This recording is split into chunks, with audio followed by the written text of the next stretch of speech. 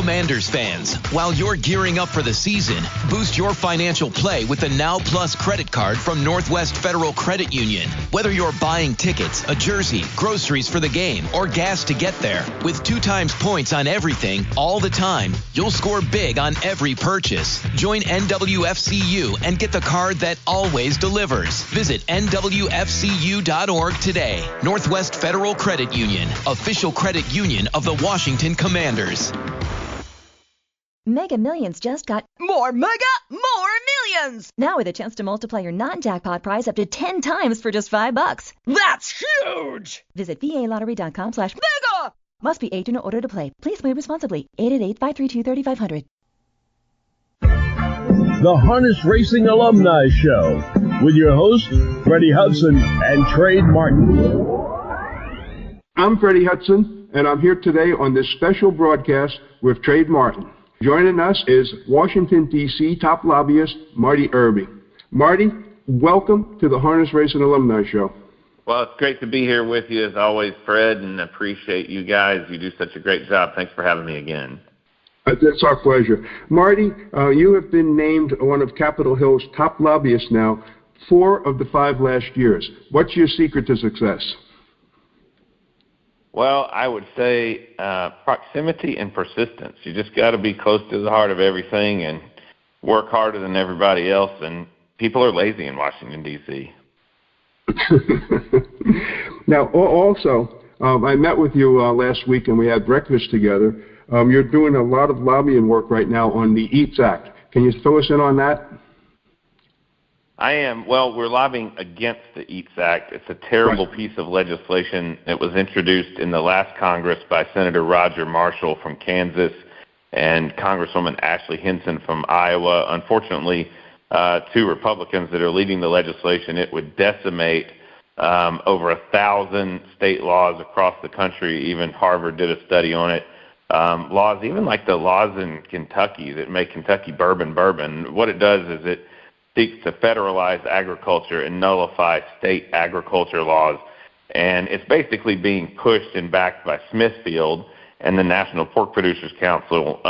Smithfield is basically owned and controlled by the Chinese. It was purchased in 2013 with a loan from the Chinese Communist Party, interestingly enough. So most people don't realize when they're buying Smithfield in the store, they're actually basically sending more money to China.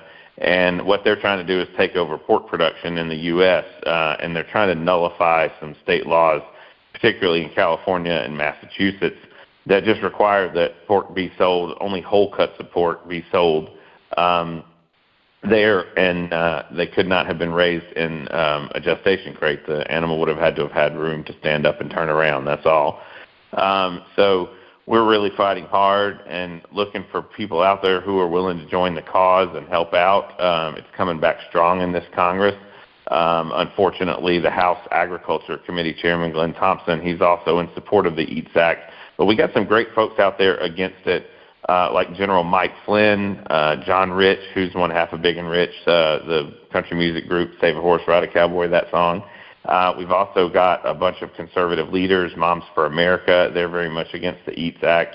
And we had Congresswoman Anna Paulina Luna, who's from Florida, amazing lady here in Congress, along with Nancy Mace and several others, Andrew Garbarino and David Valadero, who have been leading the effort in the House against the legislation. It's something that's really important to most of the animal advocates out there because it also applies to many of the state animal welfare laws. And so we're really working hard to defeat it and make sure that we absolutely do everything possible we can, this Congress, to prevent it from getting signed into law, even if it means killing the whole farm bill. If that's what we got to do, that's what we got to do to make sure this legislation does not pass. Yeah, how far away is the farm bill from being approved or being passed? Well, they've extended the deadline to the end of September of this year. A lot of people are speculating that it probably won't get done by then, but that it will likely get done by the end of this year in 2025, so they'll have to probably extend it another 3 months. It'll probably end up in some year-end package or something like that, but they're way behind the 8 ball. The Farm Bill only comes up every 5 years, and so we've already got a 1-year extension on it right now. And there's a lot of uncertainty in the marketplace and a lot of uncertainty out there with farmers across America because of a lack of a farm bill. But people like Glenn Thompson and others keep trying to put in these terrible policies, and they're shooting themselves in the foot, literally, especially with only a 2 or 3 vote margin in the House right now. But we feel good about it. It's just going to take a lot of ammunition to make sure this thing gets defeated. Yep. Now, how much land, on money, how much land does the Chinese own right now, approximately, farmland? I don't know how much land they own. They do own a lot, and I think they control or own something like 20 to 30% of all of the hogs in the United States of America today, but they're actually doing everything they can to buy up land right and left because they've already destroyed most of their land, and they want to go on to ours and use ours to basically raise crops, raise pork, and things like that they can ship back to China. I see, but they won't let us buy land in China if it were available, right? Yeah, it's really something. It's I didn't know that, but I've heard that around. Yeah, no, it's a Now the other thing I was going to talk about, Marty, the Save American Forgotten Equines Act has now, I guess we're trying to get that incorporated into the Farm Bill, and with the dogs and cats, the bill there where basically you cannot slaughter dogs or cats, and we're trying to add the word equines to that, which was your idea about 3 years ago. Well, people wouldn't listen to me, but you did, and others who were smart folks. Yeah, we actually passed the Dog and Cat Meat Trade Prohibition Act in the 2018 Farm Bill. It was signed into law, right. So it's 6.5 years or something like that now. It's been signed into law, and it seemed very simple that we just go in and change one word to make horses a part of that. I think initially groups like the ASPCA and the Humane Society didn't like it because it wasn't their idea, and they tend to be very territorial for whatever reason and don't get very much passed, actually, in the way of legislation that actually helps animals. But a lot of other folks out there, the advocates and the people who've come together in the equine community like yourself, Horse Plus, Humane Society, I know they've done a lot of work, and other groups all across the country have really been working. The Jockey Club specifically, as we've talked about many times, to end horse slaughter in America. And I think there's a great coalition out there that's really pressing hard. And with the numbers dropping like they are, there's not that much of an impact on any kind of meat market today.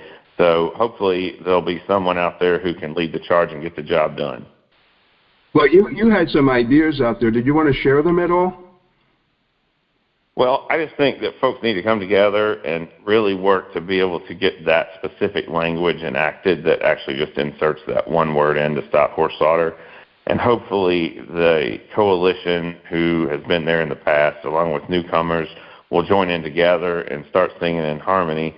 And I think this is really about people coming together and people realizing that, horses are a symbol of America. It's not something that should be taken lightly, and America was built on the backs of these horses. It's not just show horses or race horses.